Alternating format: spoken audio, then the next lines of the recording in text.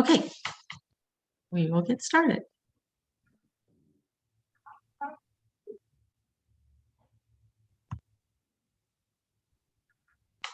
All right.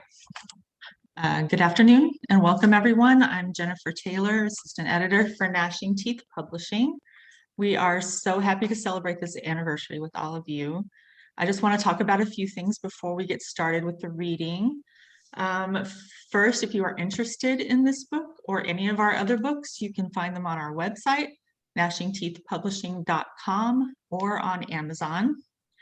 One of our latest releases is Meditations and Mediations by amazing Native American poet, Dr. Rebecca Hall. Keep your eye out on social media for readings by Dr. Hall.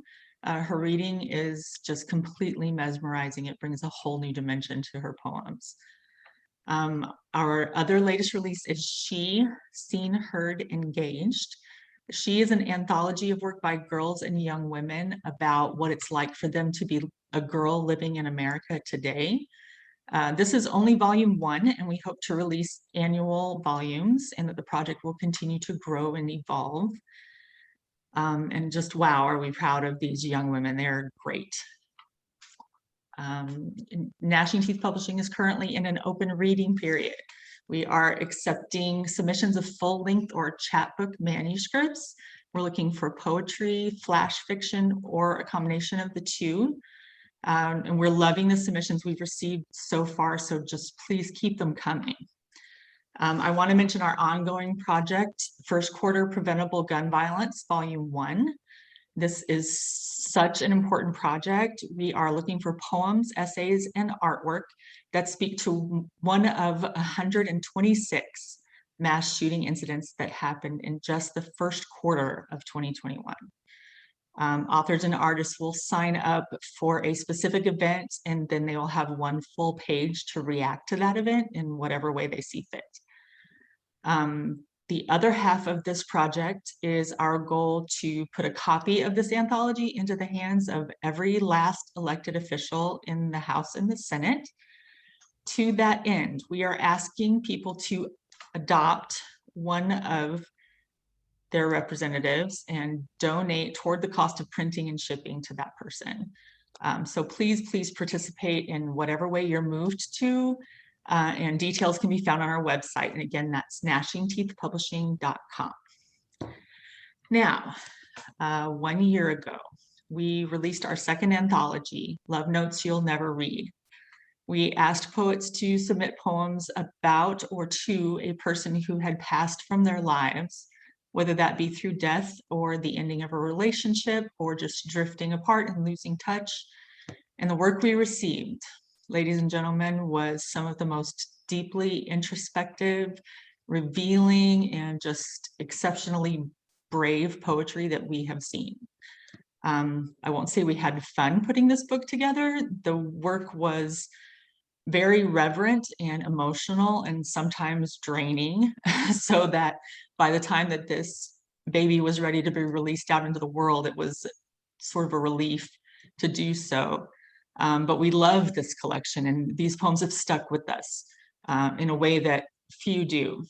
As a matter of fact, yesterday, as Karen and I were preparing information for this reading, we were reminding each other of which poems were written by which of today's readers, and we both had a moment or two where we couldn't speak for a minute and had to collect ourselves. And it has been a year since we've looked at these poems, so that's how they stuck with us. I'm so glad that our readers will be sharing these deeply personal poems today. Thank you, authors. Our first reader,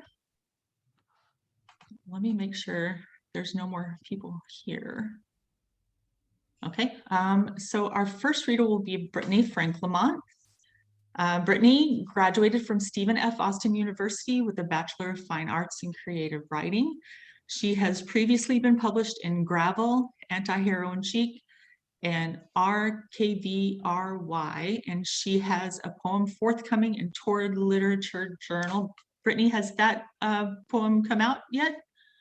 Yes. And do you have anything new to report? I have a couple of poems that were accepted in Stripes magazine this year as well. Awesome. Very good. Feel free to read, tell us about your poems, or just get right into it. Okay. Both of my poems were inspired by my best friend passing away from leukemia. First one is called Tending the Garden. What I see page is you. that on, Brittany? Huh? What page, please? Is that 21. I see you out of the corner of my eye, watching me. I smile at you, but you turn away again. There's so much we have left unspoken between us, plant seeds of dread in my chest. I am just now learning how to exist in a world where you have opened your mouth to say, I have cancer. I know I cannot keep fearing the future, so I stop watering the seeds. I can still feel them growing. I do not know how to exist in a world where I will have to tend this garden without you. The roots twist deep into me, and the vines grow up through my ribs and around my heart. The second poem is on page 41. It's called City Escape. Today, I think I catch a glimpse of you in the crowd, and I push through the throngs of people, so caught up in hoping that my lungs are burning by the time I reach the bench where I swore I saw you. I forgot I need to breathe. I sink into the empty spot and shove my head between my knees, gulping in air. There is no hiding from the carved out space where my heart should beat. I wanted so much more for you. You said we have time, but I just watched yours run out. Now all the promises you made with good intentions are the building blocks stacked on top of the faulty foundation I lay to stave off accepting your absence.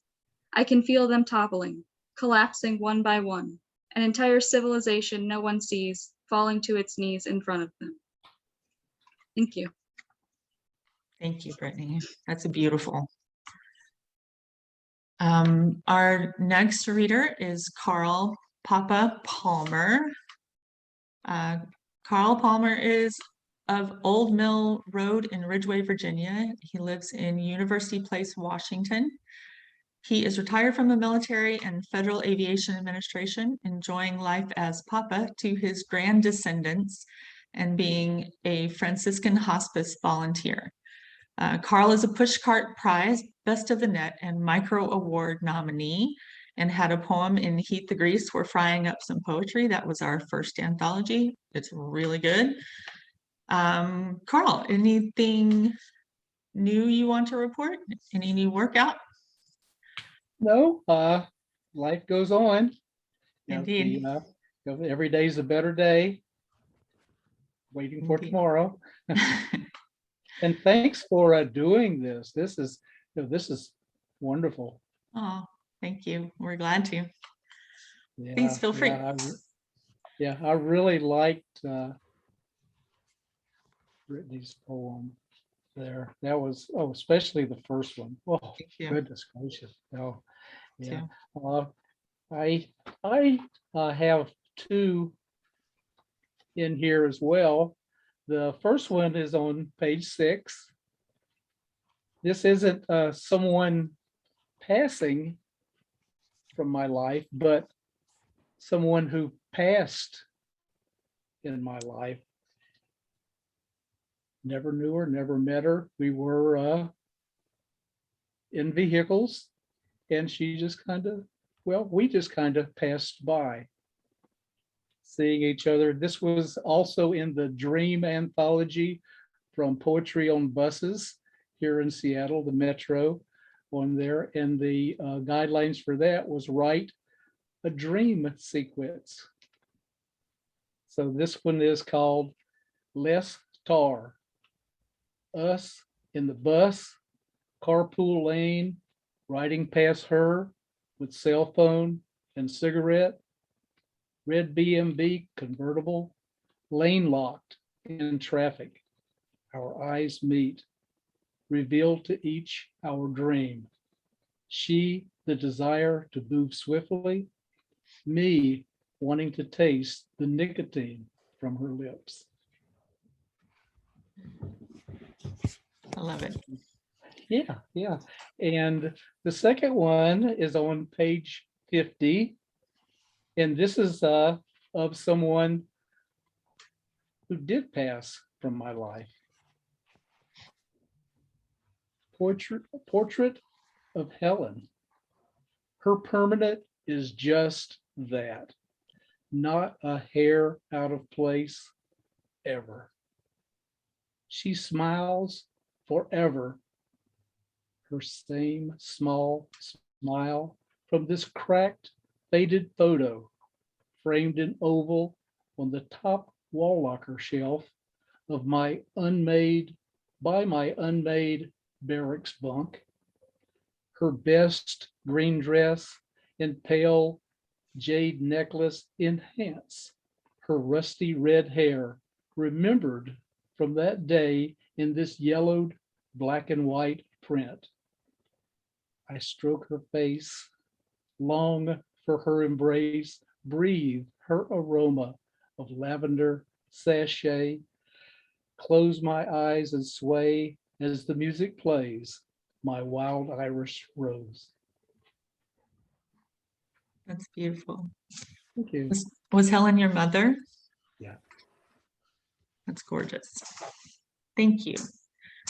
Our next reader is Judith Mayer. Judith is a Pacific Northwest transplant of irrelevant degrees who firmly believes in heartbreak as a superior source of inspiration. Her work has appeared in several online publications as well as a Floating Bridge Press anthology. She says, I can't tell anyone that I actually have a degree in chemistry. I worked for a large oil company for a number of years, and I wrote poetry during breaks in preparing curriculum for the 8th grade science I taught for 17 years. That's very cool. Judith, take it away. Anything new to report? I'm still writing. I'm Great. writing in retirement now. And I am north of Seattle. The first poem I will read is on page 2, and it was inspired by a stuttering relationship with my youngest sister. I moved away to college when she was not even in middle school, and I never went back home.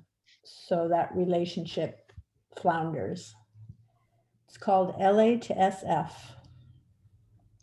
Possibly it meant nothing to you. Your phone call without context. Your presence flung back on my consciousness, sprayed by a clot of memory sticky with ambiguity, snagging on so many years. There was a long lapse, the prelude of my stuttered reply, a hiccup of shock hung in the air between us. Then my dreamy slogging toward the sounding of your voice. Suddenly a flare of memory, its heartless exposure depositing an afterimage of you, pretzeled shotgun in my budget car, dripping in the sturdy heat of the Central Valley as we rocketed up the interstate. We could not know that this was as transparent as love would ever be. That's beautiful. And the second poem I'm going to read is titled Could Be. It's on page 40. And this was looking back on a 40-year marriage. I want to tell a better story than what we deserve. Invert the learning curve and slide into the deep end of experience, buoyed up by the density of knowing. The pain diminishing instead of collecting. As we glide along the dependent axis, releasing each other, inviolate, flung like bubbles off a wand, lighter than the sum of all possible outcomes. Love that one. Thank you. I love that line about the bubbles. Oh. It really struck me. Thank you. I think our last reader is Adriane Pilon. Adrienne is a writer, teacher, and traveler. Her work can be found in Full Grown People, The Furious Gazelle, Boomer Lit Mag, and elsewhere. She lives with her family in North Carolina. Adrienne, anything new to report? Yeah, that's obviously an outdated bio, but Yeah. I don't have my book with me because I ran out of North Carolina, packed a bag, and am in California now. But yeah, I'm actually one of the editors at Boomer Lit Mag, and was also for a while an associate editor over at Poets Reading the News, which is a lovely publication. And I've been trying to write. I write slowly but steadily, and have had a number of pieces out this year and last year since this came out.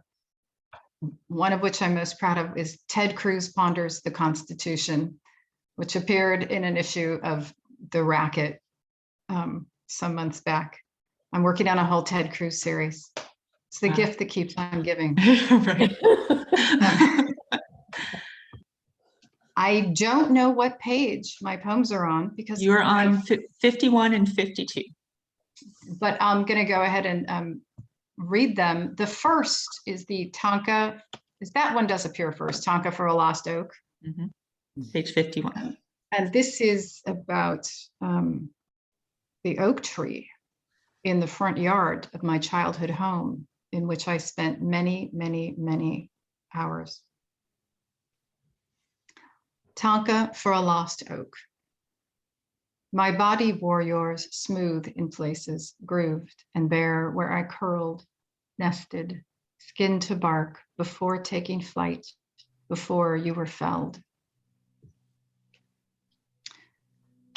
And the second poem, The Shoes Which Once Belonged to Aunt Margaret, I realized wanted an epigraph because this, some of you might have noticed, was inspired after T.S. Eliot's Burnt Norton.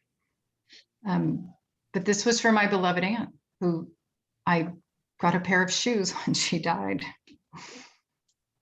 And I wear them about once a year. The shoes which once belonged to Aunt Margaret. The shoes are little black shoes. I look down at my feet. Too tight for me. I am trying to mold my bones into a more graceful shape, an emulation, a tribute. Laced up snug, they tug at me in ways familiar and lost. I step. Footfalls echo in the memory. Embodied as things can be, souls and souls, all one, I become an animist, an optimist. Tapping down the hallway, keeping what is forever missing, always present. Gorgeous. I have to ask, is your Aunt Margaret in any of those pictures behind you?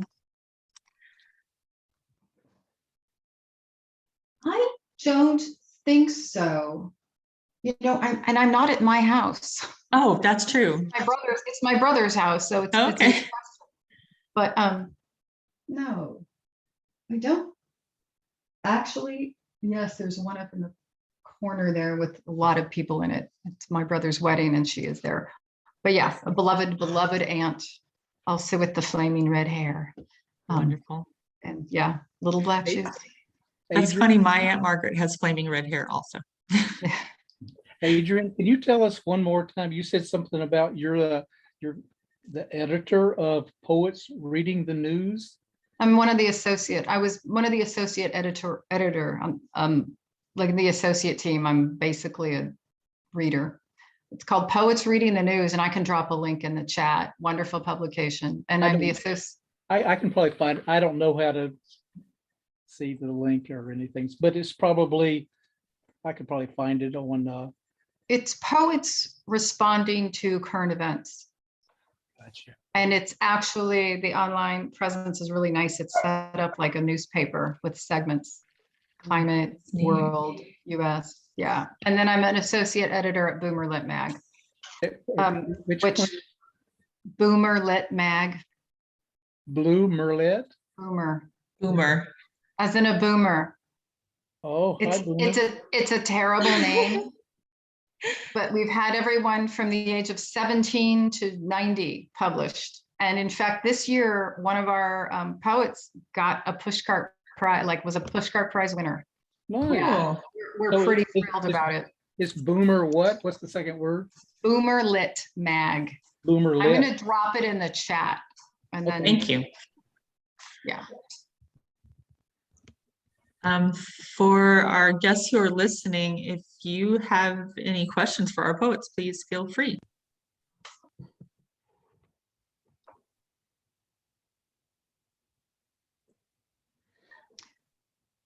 Just want to say thank you for a beautiful reading. Sweet of you. Thanks. Can I Thanks. ask a question? This is- Yes. I think these are tough because some of them are so very personal. And what were people's approaches to writing about people that might, and I don't know if this is the case for you, Brittany, or for you, is it? I'm sorry, what is your name in the, Jennifer, Judith Judith? Mayer? Judith? Judith, sorry. Judith. How it is to write about the loss of someone who's still around. Does that make For sense? me, it was a Yeah. tremendous relief to articulate it. And actually, someone, I don't know, I share things around. We have mutual friends from, when you go to high school, they have younger sisters and they have younger, siblings, and somehow she heard it and she really liked it. She loved it. On the other hand, the other poem about looking back on a 40-year marriage, that will never go anywhere. Yeah. It's funny to me because sometimes when you read the poems, you assume that they're about a certain person and they're about someone completely different. Like I think that somehow I assumed that was about someone you were in a romantic relationship with and not a sister. And Brittany's your first one about the garden. When I read that, I assumed it was a spouse. Just not knowing you and not knowing, where they came. It's just interesting to hear who they really were about. I'll say just one more thing, particularly the poem called Could Be. I think that's the first time I wrote such a positive poem, really. Because I'm wishing for better things. Yeah. And I surprised myself. That's cool. Adrienne, who else had you addressed that question to? I forgot. I don't know if that was pertinent. Brittany, I don't know if you wrote any of this before your friend passed away. No. Okay. Yeah, even though for the people who are still living on, it can be interesting to put things into writing about that person, for that person's family. So it's just sometimes an odd question. I mean, an odd thing to take on. It has different resonances for different people, right? Well, the one thing is when you write it universal enough, it's personal, but it's, we want to have it sometimes in a way for people reading it in whatever country, like, gnashing teeth, it goes a whole lot of places. And when people read it, they can relate and say, oh, they captured me right there. And we've heard so many poems today that did that, it was addressed, as if somebody was reading part of my life right there, but it was, so universal that was in there. And that's a, and that's a talent that I really heard today. Mhm. Amen. Anybody else had any other questions or comments? Sorry, go ahead. No, I'm just really grateful to everyone. And what I thought was really wonderful about the collection is that it allowed for different kinds of grief. It wasn't just people who had died, though it was people who had died. It's about, a marriage. It's about a sibling relationship. In my case, it was a tree. I thought it was really compelling, Carl. You wrote about someone that you passed by on the road. That's great. Yeah. It's been fun to Misconnection. read that. Mhm. I agree. Anyone else? If not, I think I'll wrap it up. Thank you so much, poets. I'm glad to see some of your faces. We love all of you. Thank you for being part of this project. Thank you. Yeah, Thanks, thank everyone. you. Have a good day. Thank Bye. you. Bye-bye. Bye.